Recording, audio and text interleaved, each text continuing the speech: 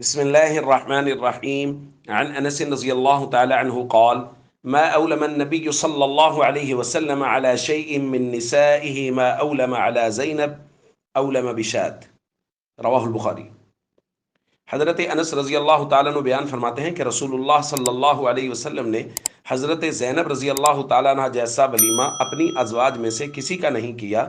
اور ان کا ولیمہ ایک بکری کا تھا۔ دوسری روایت میں حضرت انس ہی بیان فرماتے ہیں: اولم رسول اللہ صلی اللہ علیہ وسلم حین بنا بزینب، جب حضور علیہ الصلوۃ والسلام حضرت زینب کی رخصتی ہوئی اور وہ حضور کی خدمت میں تشریف لائیں تو حضور نے جو ولیمہ کیا، فاشبع الناس خبزا ولحما، حضور نے لوگوں کو روٹی اور گوشت کے ساتھ خوب سیر کیا، یعنی خوب سیر کر کے کھلایا لوگوں کو۔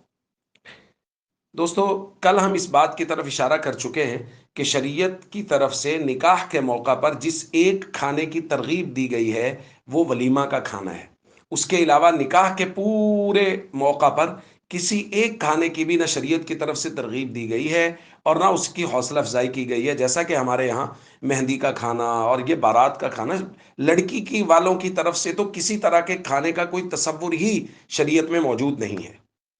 اور رسول اللہ صلی اللہ علیہ وسلم نے یہ جو ولیمے کا کھانا ہے اس کے موقع پر بھی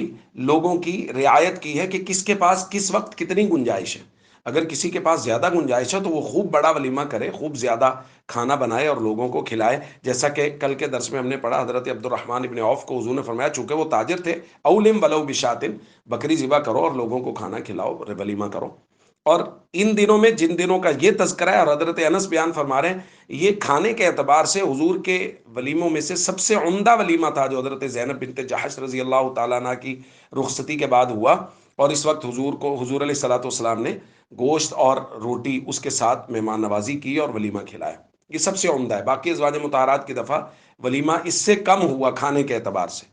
تو ہمیں یہ بات بھی معلوم ہوگی کہ جس کھانے کی ترغیب بھی دی گئی ہے اس کے اندر بھی رسول اللہ صلی اللہ علیہ وسلم نے یہ بات ہمیں سکھائی ہے کہ بھائی جتنی گنجائش ہے اس حساب سے انتظام کر کے اتنے لوگوں کو بلا لو، بھلے آپ 10 لوگوں کو بلا لیں، 20 لوگوں کو بلا لیں، 5 لوگوں کو بلا لیں اور اپنی گنجائش کے مطابق ولیمہ کر لیں۔ تو یہ بہت عمدہ اور اعلیٰ اصول ہے نکاح کے معاملے میں جن کو ہمیں اپنے پلے باندھنا چاہیے۔